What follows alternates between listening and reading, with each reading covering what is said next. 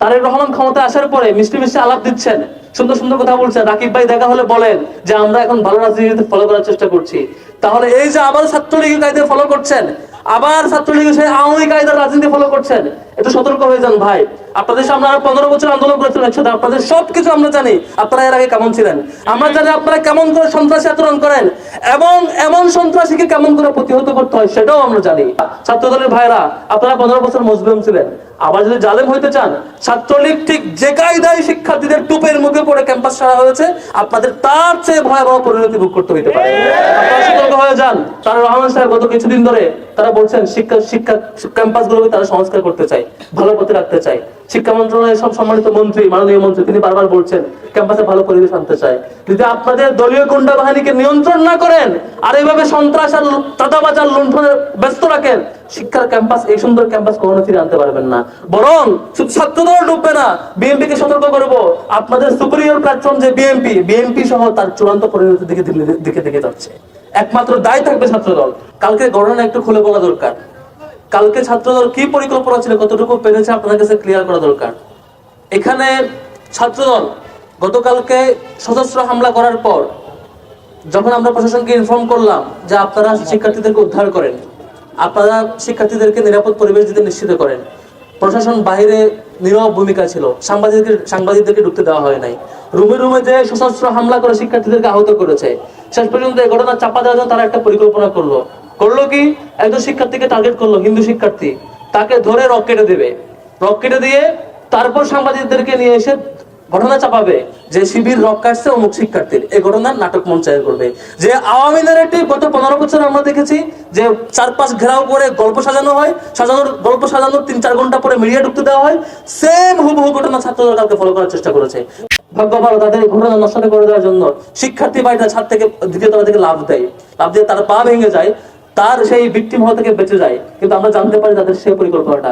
এরপর আমরা প্রশাসনকে ইনফর্ম করি আপনারা একটু যান, পুলিশকে একটু ঢুকতে দেন, পুলিশ আপনারা একটু যান, সাংবাদিকরা যাক, সাংবাদিকদেরকে যেতে দেওয়া হয় নাই।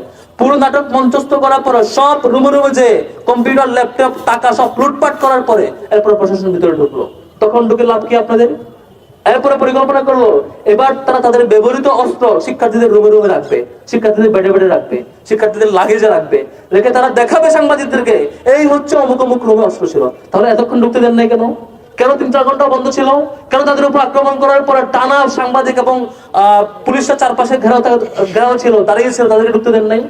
এই যে তারেক রহমান ক্ষমতা আসার পরে মিষ্টি মিষ্টি আলাপ দিচ্ছেন, সুন্দর সুন্দর কথা বলছেন, রাকিব ভাই দেখা হলে বলেন যে আমরা এখন ভালো রাজনীতি ফলো করার চেষ্টা করছি। তাহলে এই যে আবার ছাত্রলীগের কায়দা ফলো করছেন, আবার ছাত্রলীগের সেই আওয়ামী কায়দার রাজনীতি ফলো করছেন, একটু সতর্ক হয়ে যান ভাই।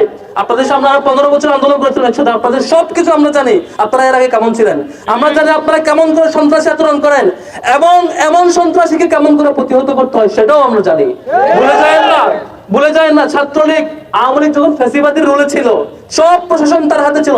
ছাত্রলীগ মনে করছে শিক্ষার্থীদের আক্রমণ করে অনেক কিছু করে ফেলবে। তারা আমাদের নারী শিক্ষার্থীদেরও আক্রমণ করেছিল, হিন্দু শিক্ষার্থীদেরও আক্রমণ করেছিল, সাধারণ শিক্ষার্থীদেরও আক্রমণ করেছিল, শিবিরকে ক্রসফায়ার দিয়েছিল, মনে করেছিল তারা পারবে। ঢাকা বিশ্ববিদ্যালয় থেকে শুরু হয়েছে ছাত্রলীগের হল ছাড়া হওয়া, প্রত্যেকটা ক্যাম্পাসে 1 সপ্তাহের মধ্যে হল ছাড়া এবং ক্যাম্পাস ছাড়া হয়েছিল। এই পরিণতি আপনারা ভুলে যায় না ছাত্রদলের ভাইরা, আপনারা 15 বছর মজলুম ছিলেন, আবার যদি জালেম হইতে চান, ছাত্রলীগ ঠিক যে কায়দায় শিক্ষার্থীদের টুপের মুখে পড়ে ক্যাম্পাস ছাড়া হয়েছে, আপনাদের তার চেয়ে ভয়াবহ পরিণতি ভোগ করতে হইতে পারে। আপনারা সতর্ক হয়ে যান। ছাত্র শিবির আমরা খুব ভালো, যখন আমরা ভালো থাকি আমরা আপনাকে রেসপেক্ট করি, চলার চেষ্টা করি। যখন আপনারা অতিরিক্ত চাঁদাবাজি আর লুণ্ঠন করবেন, ভালো হওয়ার চেষ্টা করবেন না, কথা শুনবেন না, সঠিক পথে আসবেন না, শিক্ষার্থীদের জন্য কাজ করবেন না, এই লুটপাট আর লুণ্ঠনের কাজ করতে থাকবেন, খুন সন্ত্রাস ধর্ষণ চলতে থাকবে, আমরা আমাদের সেই ছাত্রলীগের বিরুদ্ধে যে ভূমিকা আমাদের ছিল, সন্ত্রাসের বিরুদ্ধে যে ভূমিকা ছিল, সেই ভূমিকা আবারও ফিরবো ইনশাআল্লাহ। তখন সেই আপনারা প্রতিহত আর করতে পারবেন না, আপনাদের পরিণতি ভয়াবহ হবে। তারেক রহমান সাহেব গত কিছুদিন ধরে তারা বলছেন শিক্ষা ক্যাম্পাসগুলোকে তারা সংস্কার করতে চায়, ভালো পথে রাখতে চায়। শিক্ষা মন্ত্রণালয়ের সব সম্মানিত মন্ত্রী, মাননীয় মন্ত্রী, তিনি বারবার বলছেন ক্যাম্পাসে ভালো পরিবেশ আনতে চায়। যদি আপনাদের দলীয় গুন্ডা বাহিনীকে নিয়ন্ত্রণ না করেন আর এইভাবে সন্ত্রাস আর চাঁদাবাজ আর লুণ্ঠনে ব্যস্ত রাখেন, শিক্ষার ক্যাম্পাস, এই সুন্দর ক্যাম্পাস কখনো ফিরে আনতে পারবেন না।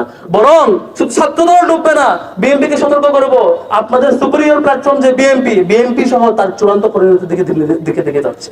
একমাত্র দায় থাকবে ছাত্রদল। আজকে কালকে ক্যাম্পাসে এটুকু এমনিতে হয় না, আপনি খোঁজ দেন চারপাশে যে এই যে চারপাশে এলাকা, প্রত্যেকটা জায়গায় তারা চাঁদাবাজি করে, প্রত্যেকটা জায়গায় তারা মাদকের অভয়ারণ্য নিশ্চিত করেছে। তারা এই যে মাদক চাষ, চাঁদাবাজ ক্যাম্পাসের চারপাশে, সাংবাদিকরা একটু ইনভেস্টিগেশন করেন না, আপনারা পাবেন চারপাশের এই চাঁদাবাজি এবং এই যে মাদকের যে ব্যবসা তারা চালাচ্ছে, এটা দিয়ে তারা চলে। তাদেরকে বহিষ্কার করা পুরো ক্যাম্পাস ছাড়ছে না, ক্যাম্পাসে তারা যাচ্ছে না। এই এই যে চাঁদাবাজ, মাদকের হাত, সবকিছু বাধা যখন ছাত্র শিবির যখন এসব নিয়ে কথা বলে, ছাত্র শিবির জনশক্তি যখন প্রশাসনকে এসব নিয়ে রিপোর্ট দেয়, তখন তাদেরকে আক্রমণ করতে হয়, তাদেরকে রাতের বেলা অন্ধকারে আক্রমণ করতে চায়। ভাইরে, আমরা এই আক্রমণকে ভয় পাই না, আমাদেরকে ভয় দেখায়েন না। আমাদের শত শত শহীদের পথ মারিয়ে আমরা এই পথ আসছি। আমাদের শপথ, জুলাই পরবর্তী সময়ে কোনো ক্যাম্পাসকে দখল হইতে দিব না কারো হাতে। ক্যাম্পাস থাকবে শিক্ষার্থীদের হাতে। ক্যাম্পাস কোনো রাজনৈতিক সংগঠন দখল করার জন্য নয়, ক্যাম্পাস অছাত্রদের জন্য নয়, মাদকের জন্য নয়। কোন ক্যাম্পাস, সেটা পলিটেকনিক্যাল ইনস্টিটিউট হোক, কিংবা অন্য কোনো প্রতিষ্ঠান হোক, ছোট্ট কলেজ হোক, কিংবা স্কুল হোক, কিংবা ঢাকা বিশ্ববিদ্যালয় হোক, কোন ক্যাম্পাসের কোন পর্যায়ে কোন রাজনৈতিক সংগঠন নিজের অধীনে নিয়ে দখল নেওয়ার চেষ্টা করবে, আর আমরা প্রতিহত করব।